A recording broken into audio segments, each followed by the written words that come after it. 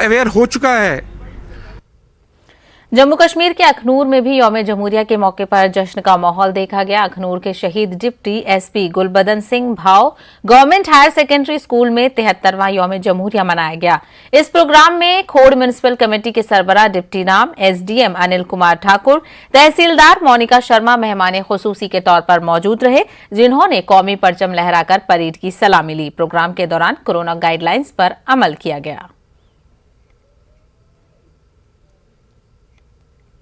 गणतंत्र दिवस के उपलक्ष्य में मैं खोड़ निवासियों को हार्दिक शुभकामनाएं व बधाई देता हूं और ये आशा करता हूं कि हम सब लोग कोविड के सरकार द्वारा जारी नियमों का पालन करते हुए न केवल अपने आप को बल्कि पूरे समाज को सुरक्षित रखें, तंदुरुस्त रखें। यही मेरी आशा है और यही मेरी दुआ है। Thank you very much.